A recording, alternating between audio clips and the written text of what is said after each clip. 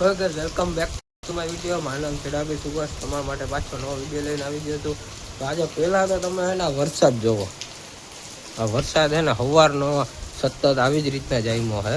તો આજે મેન માં જીજાજીએ વિચાર્યું કે મસ્ત વરસાદ જુનાગઢમાં થયો હે. આજે પહેલી જ વાત થઈ હતી તો શરૂઆત છે ચોમાસાની. તો વિચાર્યું છે કે પકોડા ઘરે બનાવીએ. પકોડા કેવી રીતના બનાવીએ હજી તો સામગ્રી લેવા જવાની બાકી છે. સામગ્રી આવશે, પકોડા બનશે. વિડીયોમાં અંત લગાવીને જોડાયેલા રહેશે. તમને વિડીયો જોવાની ખૂબ જ મજા આવશે. એટલે પહેલાં જઈએ સામગ્રી લેવા, સામગ્રી લઈને આવીએ અને પછી આપણે બનાવીએ પકોડા. આવશું પકોડાનો સામાન લેવા. આ જીજાજીને ને આવું નહોતું ને એટલે જો મશીન ખોલીને લઈ ગયો. મશીન હમું કરી દઉં તું જઈને બધું લઈ જાય. તો મેં જો કપડાં બદલાવી લીધા હે. વરસાદ ચાલુ હોય અને ગાડી અંદર પડી છે. ગાડી બહાર કાઢીને પકોડાનો સામાન લેવા જઈએ. ગાડી કાઢી લીધી અને મેં જો પાઉચ લીધું મોબાઈલ નો પલરે ને એના હાટું જો આપણે ગાડી ચાલુ થઈ ગઈ. આ રોડ હવે આપણે જઈએ બ્રેડ ને એવું લેવા. તો ગાડી વરસાદમાં પલળતા આવી તો ગયો હું અને આયરે બ્રેડે લઈ લીધી. તમે જોઈ લો આ બ્રેડ છે. હવે બ્રેડ લઈને પાછો હું ઘરે જાઉં અને ઘરે જઈને પકોડા બને કેવી રીતના બને એ આપણે જોઈએ. તો ગાડી બ્રેડ લઈને આપણે આવી ગયા છીએ. બ્રેડ લઈને મૂકી દઈએ. હવે જોઈએ કયા પકોડા બને. પકોડા બનાવવાનું આપણે ચાલુ કરી દીધું હોય પણ ટાઈમે લાઇટ વહી ગઈ તો જો આપણે મોબાઈલની લાઇટ છે એ ચાલુ કરી દીધી. બટેટા બફાઈ ગયા, એમાં કોથમીર સુધાર નાખી છે મારી બેને. હવે જીજાજી છે ને જો મસાલો તોડીને નાખે છે. હવે અંધારામાં કેવા પકોડા બને નહીં આપણે જોઈએ. તો ગાઈસ પકોડા ભરવાનું ચાલુ થઈ ગયું હોય અને પકોડા ભરે છે જીજાજી. જો બ્રેડ પકોડા ખાવ. ખારા ભરશો કે જવા જ દિવસો? મમરા ભર દેવાના. મમરા નહીં, આપણે એટલે બટેટા ભરીએ. પણ આપણે બટેટા ભરતા આવડે ને? બટેટા ભરતા તમને પહેલેથી આવડે. હા એમ. હવે તરાઈ જાય ને એટલે આપણે ટેસ્ટ કહીશું સીધો. તરવાનો તો હજી બાકી છે. તરાઈ જાય પછી જોઈએ કેવા તરે છે અને કેવા બને. તો ગાઈસ પકોડા બની ગયા છે. જો અહીંયા તમને બતાવી દઉં. જો આ બની ગયા છે. હવે પકોડા તરે છે. કોણ તરે છે ને હું તમને બતાવું. જો આ પકોડા એ તરાય છે. મારા જીજાજી તરે છે.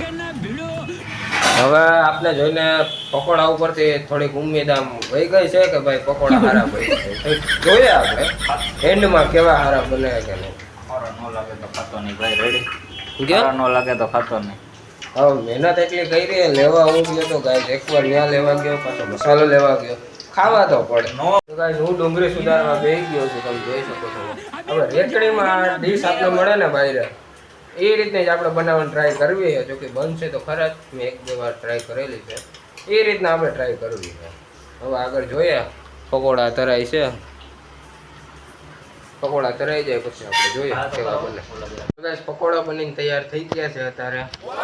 પકોડા બની ગયા, ચટણી બની ગઈ, ડુંગળી આવી ગઈ અને સેવ આવી ગઈ. હવે આપણે બનાવીએ ડીશ. તમે જોવો કેવી રીતના ડીશ હું બનાવું નહીં. જો આ ડીશ બનાવો તમે જોવો કેવી રીતના ડીશ બનાવવું એ. ચાલો થોડું ધારવાળું નથી પણ હાલ છે.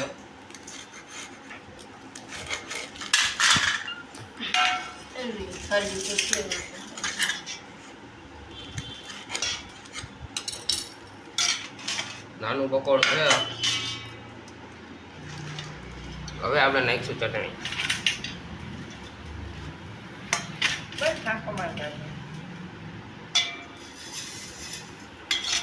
થોડીક ડુંગળી, થોડીક સેવ.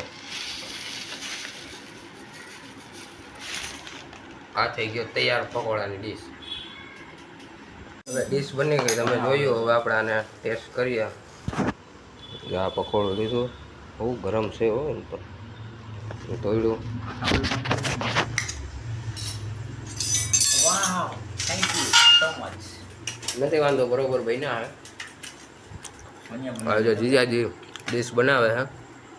બને તમને આવડે જીજાજી? અરે આગળ બનાવતા તમને બહુ આવડે. બહુ આવડે બનાવતા. તો ગાઈસ આજનો હતો આપણો વિડીયો. જો તમને ગમ્યો હોય તો મારી ચેનલને લાઈક, શેર અને સબસ્ક્રાઈબ કરજો. અને કમેન્ટમાં કહેતા જાજો કે તમે પકોડા ઘરે કેટલી વાર બનાવેલા છે.